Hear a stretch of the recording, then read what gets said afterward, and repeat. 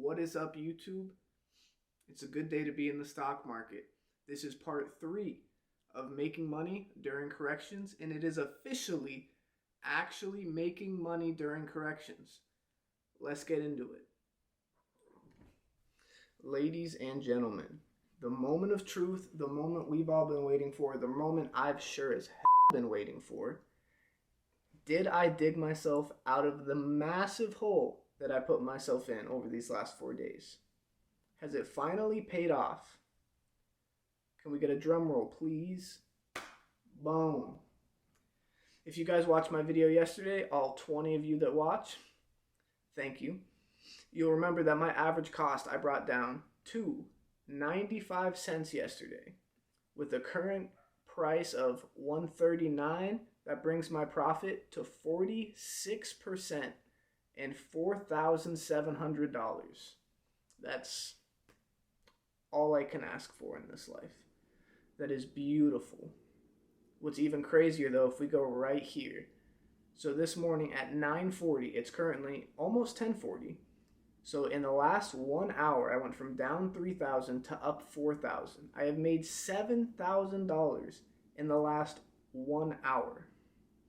If we look at the last week, this gets even crazier because I went from down $11,000 to up $400. So in the last 24 hours, 25 hours, I have made $11,000. Just absurd. And that's from a portfolio of, as of yesterday, 36 grand. If I was a millionaire making $11,000 in a day, yeah, that makes sense.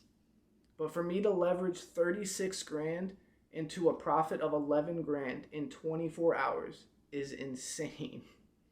All right, now just for fun, if you remember yesterday, I sold 1 Ethereum to fund my option strategy. Let's see how that played out. It's currently up 3.8%.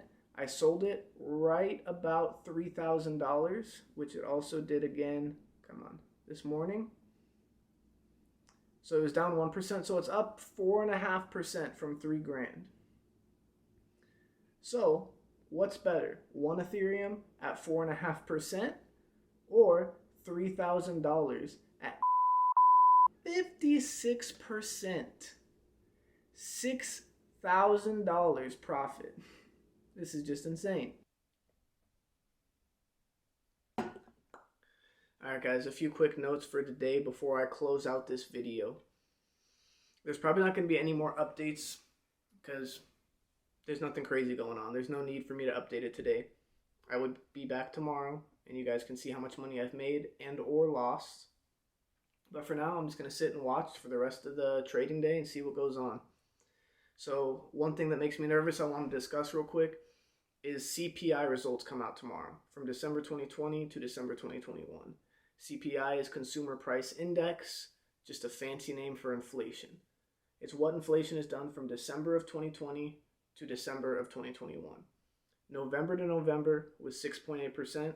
It's kind of widely accepted that December is going to be over 7%. But I'm slightly concerned if it comes in at like 7.5%.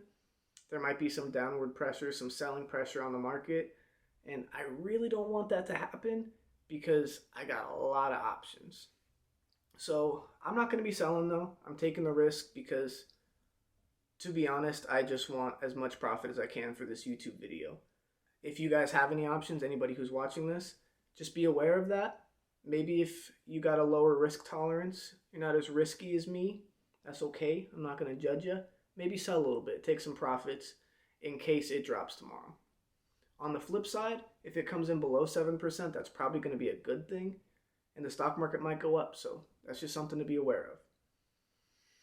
One thing I want to say about this strategy that I have that I've been utilizing for the last few days is that most of my individual stocks are high growth, high risk plays, meaning that during this correction, they've corrected over 10%.